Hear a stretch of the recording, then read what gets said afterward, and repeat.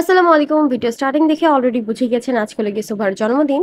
তো এই জন্য আমরা সবাই মিলে সুভার বাসায় চলে গিয়েছিলাম। তো নওরিন, মিম, সাকিব বাসায়, আর এদিকে নওরিন দিশাকে বলতেছিল আমি আর তোর সাথে কোনোদিনও কথা বলবো না।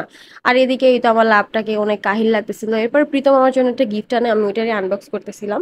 তো এটা আমি টাইম ল্যাপসে দিয়ে দিছি। তো এরপরে আমরা চলে গেলাম একটু ডেকোরেশন করতে, আর সুভা এদিক দিয়ে রেডি হচ্ছিল, আর সাকিব এদিক দিয়ে লাইট খুঁজতেছিল, আর এদিক দিয়ে মিম বেলুন দিয়ে বলতেছিল দেখ আমি প্রেগনেন্ট হলে আমার পেটটা এরকম এরকম লাগবে। তো ওর নিচে ছিল এই ব্লু কালার বেলুনটা। তো যাই হোক, এরপর আমি সুভার একটু সাজুগুজু থেকে ওর কান্নার দুল নিয়ে বলতেছিলাম আমাকে কেমন লাগতেছে, আর দিশা বলতেছে তোকে একদম বাহুবলীর ওয়াইফ লাগতেছে। তো এইদিকে আমরা আড্ডা মাড্ডা মারতেছিলাম, আর এদিকে সুভা রেডি হয়ে গেছে, আর ওকে মাশাআল্লাহ অনেক বেশি সুন্দর লাগতেছিল, একদম থিম টিমের সাথে মিলে গেছে। আর এদিক দিয়ে আমরা সবাই ওর ছবি তুলতে ব্যস্ত হয়ে গেলাম, আর এটা ছিল ওর বার্থডে কেক। ওর বার্থডেতে লেখা ছিল হ্যাপি বার্থডে ফুলানি। আমি কেন জানি হ্যাপি বার্থডে কে বারবার হর্নি হর্নি পড়তেছিলাম, আমি জানি না, দেখেন হর্নি লাগতেছে তাই না? আমাকে কমেন্ট করে জানাবেন যে আসলে আপনাদের কাছে কেমন লাগতেছে। তো এদিকে যেহেতু সুভা একটু ফুলানি, তো আমরা বললাম যে তুই সারা জীবন যেমন ফুলা থাকোস ওরকম ফুলানি পোজ দিয়ে থাক। তো এদিক দিয়ে সুভাও ট্রাইপড আমরা ফিক্স করতেছিল, তো আমরা পরে বললাম যে থাক ট্রাইপড লাগবে না। আর এদিক দিয়ে আমি দেখতেছিলাম আন্টি কি কি রান্না করছে। আর আমার স্পেশাল মানে আমার অনেক মজা লাগে আন্টির হাতের ভেজিটেবল যেটা, সেটা আন্টি রান্না করছে। তো এরপর আমরা সবাই একে একে ছবি তুলতে চলে গেলাম।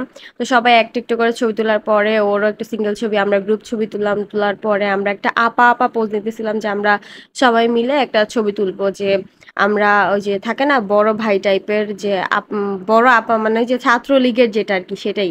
তো এইভাবে আমরা সবাই মিলে বড় আপার এই বার্থডেটা সেলিব্রেট করেছিলাম। এদিকে বাহুবলী মিম চলে আসছে একটা সোফা নিয়ে।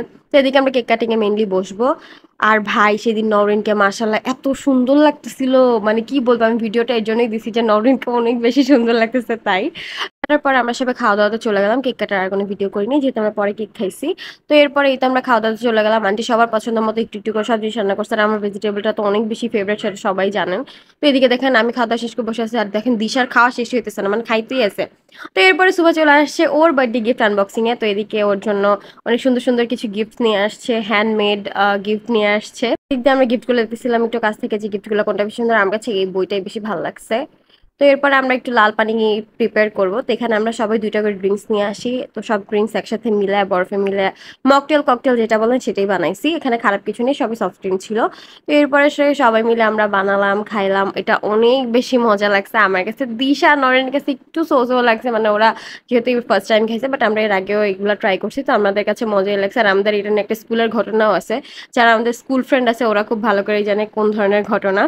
তো যাই হোক, এরপর খাওয়া দাওয়া শেষ করে আমরা একটু সাকিব রহমানের একটা ছবি তুলতেছিলাম, আর এদিকে প্রীতম অসহায়ের মতো বসে ছিল। আন্টি চা দিল, আর আমরা সবাই চাটা এনজয় করলাম। আর আজকে আমাদের ভিডিওটা এই পর্যন্ত। আশা করি তোমাদের কাছে ভালো লাগছে। তো আল্লাহ হাফেজ।